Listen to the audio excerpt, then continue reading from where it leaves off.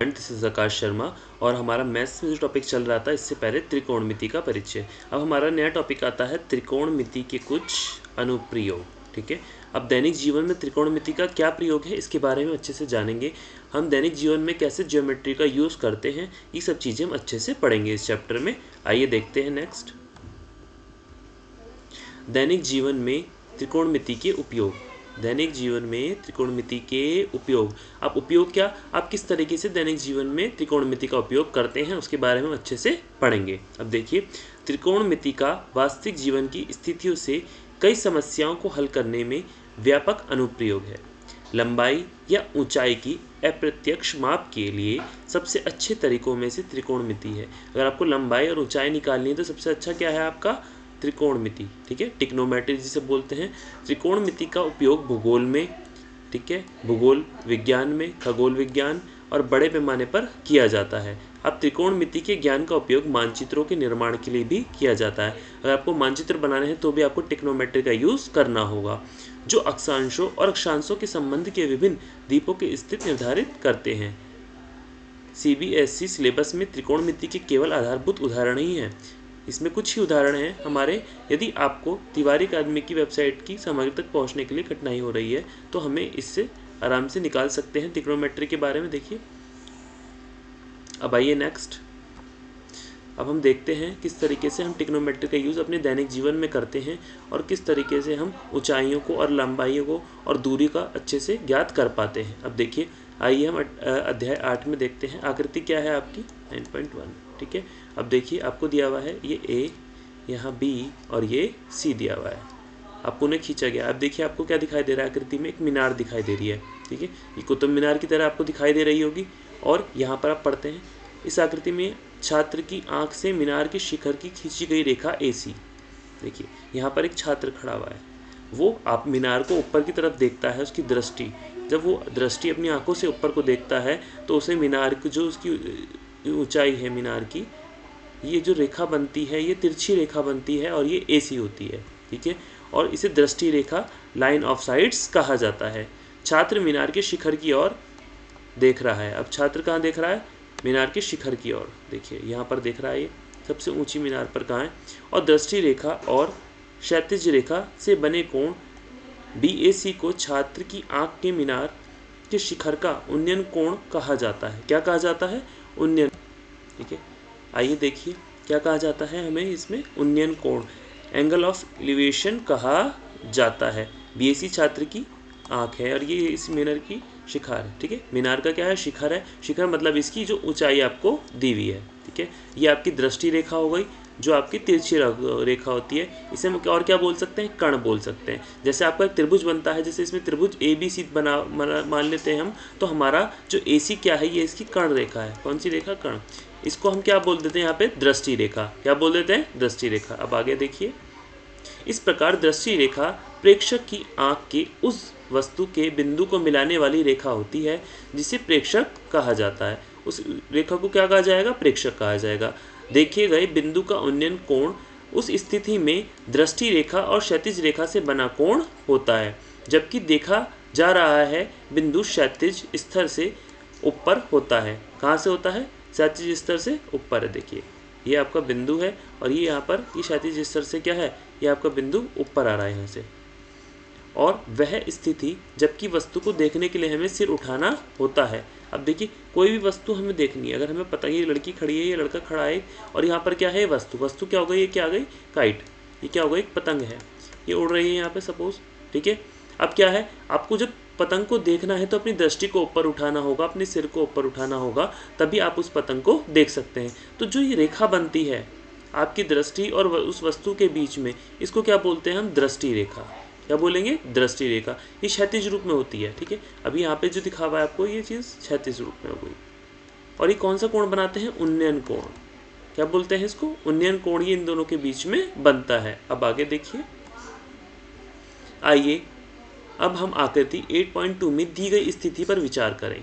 देखिए 8.2 आपको आकृति यहाँ पर दी हुई है। देखिए बालकनी में बैठी लड़की मंदिर की सीढ़ी पर रखे गमले को नीचे की ओर देख रही है। ठीक है, कहाँ देख रही है, नीचे की ओर। यहाँ पर बैठी है बालकनी में और यहाँ पर क्या है, ये गमले को नीचे की ओर देख रही है यहाँ से। इस स्थिति में दृष्टि रेखा क्षैतिज स्तर से नीचे है। दृष्टि रेखा और क्षैतिज रेखा से इस प्रकार बने कोण को अवनमन कोण कहा जाता है, एंगल ऑफ डिप्रेशन। ठीक है, वो कहाँ जा रहा है आपका एंगल? नीचे की साइड जा रहा है। किधर की साइड जा रहा है आपका? देखिए नीचे की तरफ जा रहा है। तो ये क्या हो गया? अवनगमन कोण, अवनमन कोण। अतः देखी जा रही वस्तु को स्थित बिंदु का अवनमन कोण उस स्थिति से दृष्टि रेखा और क्षैतिज रेखा से बना कोण होता है, जबकि बिंदु क्षैतिज रेखा से नीचे होता है। अर्थात वह स्थिति जबकि देखे जाने वाले बिंदु को देखने के लिए हम अपना सिर नीचे झुकाना होता है। पीछे वाले हमारे उदाहरण में क्या था? हमें अपने सिर को ऊंचा उठाना पड़ रहा था, बट इसमें हमें क्या करना पड़ रहा है? अपने सिर को नीचे देखना पड़ रहा है, नीचे झुकाना पड़ रहा है। यहाँ एक वस्तु है, यहाँ मान लीजिए एक बॉल पड़ी है, बॉल पड़ी है। अब क्या है? वस्तु है ये। ठीक है, अब हम यहाँ पर एक लड़की खड़ी है बालकनी में, और वो क्या देख रही है? वस्तु को देख रही है। ठीक है, और आपकी जो सीधी वाली रेखा है इसे क्या बोलेंगे? क्षैतिज रेखा। जो आपकी दृष्टि के सीधे में आती है वो क्षैतिज रेखा हमारे यहाँ पर हो जाती है। और जो ये कोण बनता है इन दोनों के बीच में, दृष्टि रेखा और क्षैतिज रेखा, इस कोण को बोलते हैं अवनमन कोण। ठीक है, जिसको बोलेंगे एंगल ऑफ डिप्रेशन। इतना आप लोगों को समझ में आया? अब नेक्स्ट देखते हैं आगे। धरती पर एक मीनार ऊर्ध्वाधर खड़ी है। कैसे खड़ी है? ऊर्ध्वाधर। देखिए, ऊर्ध्वाधर होती है जो सीधी रेखा में होती है, और क्षैतिज होती है जो लेटी हुई रेखा होती है। क्या होती है? क्षैतिज रेखाएं, क्षैतिज रेखाएं। और ये जो होती हैं आपकी इस तरीके से खड़ी हुई, इनको क्या बोलते हैं हम? ऊर्ध्वाधर, ऊर्ध्वाधर रेखाएं। इतना समझ में आया आपको? ठीक है, तो हमारी जो मीनार है वो किस रेखा में है? ऊर्ध्वाधर रेखा में है। धरती के एक बिंदु से जो मीनार के पाद बिंदु से 15 मीटर दूर है। ठीक है, कितनी मीटर दूर है? 15 मीटर दूर है। ठीक है, देखिए यहाँ पर 15 मीटर की दूरी आ रही है आपको। मीनार के शिखर का उन्नयन कोण 60 डिग्री है। कितना है? 60 डिग्री है। उन्नयन कोण आपकी क्षैतिज रेखा होगा, ये यहाँ पे दृष्टि से जो रेखा जाती है आपकी मीनार की तरफ। यहाँ कोई खड़ा है, कोई व्यक्ति हो सकता है, कोई भी बच्चा हो सकता है जो मीनार की तरफ देख रहा है, तो उनके बीच में कौन सी बनी है? दृष्टि रेखा। ये कौन सी हो गई? दृष्टि रेखा। अब देखिए इन दोनों के बीच का जो कोण बना है वो कितना है? 60 डिग्री इसमें बताया हुआ है। तो मीनार की ऊंचाई ज्ञात कीजिए। अब हमें ये ऊंचाई ज्ञात करनी है। ऊंचाई हमें नहीं दी हुई, जो ये ऊर्ध्वाधर की ऊंचाई खड़ी है यहाँ पर, ये हमें ज्ञात करनी है। ऊंचाई हमें ज्ञात करनी है।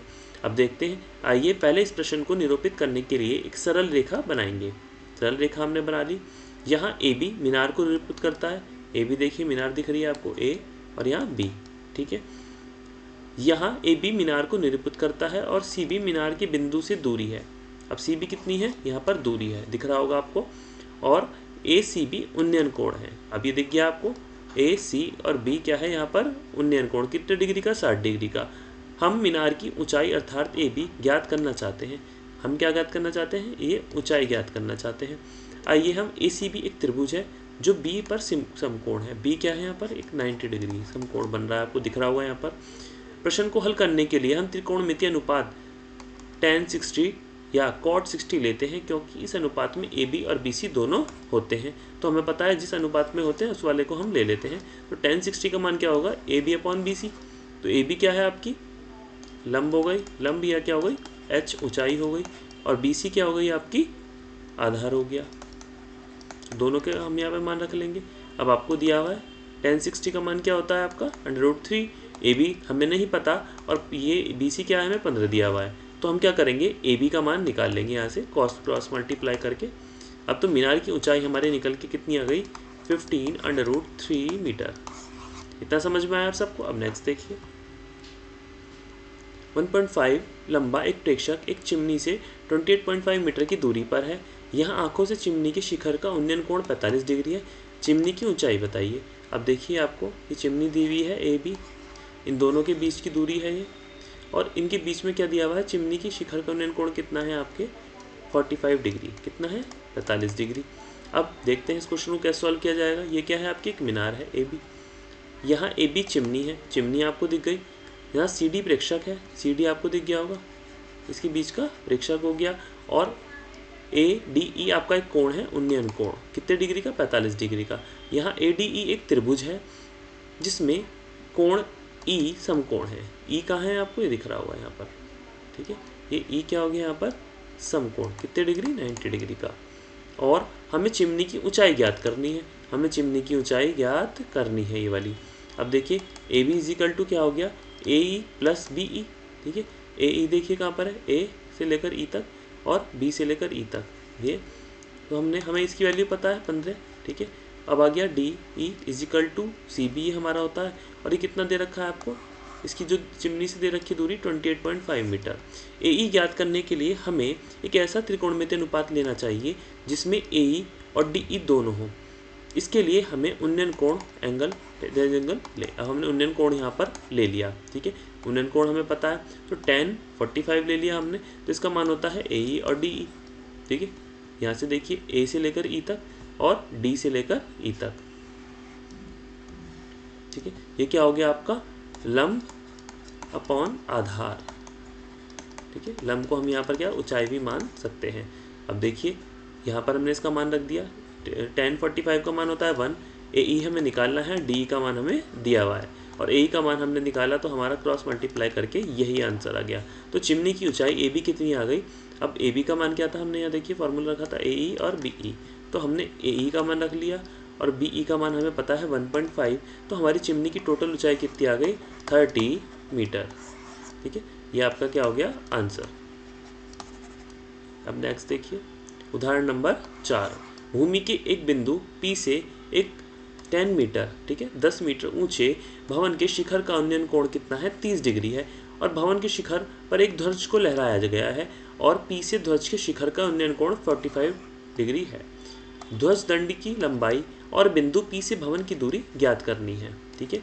P से भवन की दूरी कितनी है, ये वाली, और ऊंचाई कितनी है ध्वज की, ये हम दोनों को ज्ञात करनी है। अब यहाँ √3 का मान हम लेंगे 1.732 ले सकते हैं। आकृति 9.7 में क्या होता है, अब देखिए हमें दी हुई आकृति है पूरी, ठीक है। तो क्या होता है, ए बी भवन की ऊंचाई है, ए बी आपको दी गई होगी, ये भवन की ऊंचाई है ए से लेकर बी तक की, और बी डी ध्वज का दंड है, मतलब ध्वज का डंडा, जो ध्वज में डंडा लगा रहता है उस तरीके से प्रकट करता है, और पी दिया हुआ बिंदु प्रकट करता है। ध्यान दीजिए कि यहाँ दो समकोण त्रिभुज PAB और PAD हैं, ठीक है, आपको दिख गए होंगे, एक ये वाला है, एक ये वाला हो गया आपको, ठीक है। अब क्या है, यहाँ दो समकोण त्रिभुज दिए हुए हैं, और इसमें ध्वज दंड की लंबाई अर्थात DB और बिंदु P से भवन की दूरी अर्थात PA ज्ञात करनी है, ठीक है। DB और PA, P से लेकर A तक की ये, और D से लेकर B तक ध्वज की लंबाई जो आपने भवन के ऊपर से लगाई हुई है, ठीक है। अब देखिए नेक्स्ट, क्योंकि हमें भवन की ऊंचाई ए बी ज्ञात है, इसलिए पहले समकोण त्रिभुज PAB लेंगे, हमने लिया, तो हम tan 30 का मान हमें पता है क्या होता है, AB अपॉन PB, हमें इन दोनों की वैल्यू पता है, और हमें tan 30 का मान पता है 1/√3 होता है, तो AB का मान रखा और PB का मान हमें नहीं पता, तो क्रॉस मल्टीप्लाई करके हमने AB का मान निकाल दिया tan√3, अर्थात P से भवन की दूरी tan√3 मीटर हो गई, तो हमारे कितना मान आ गया, 17.32 मीटर।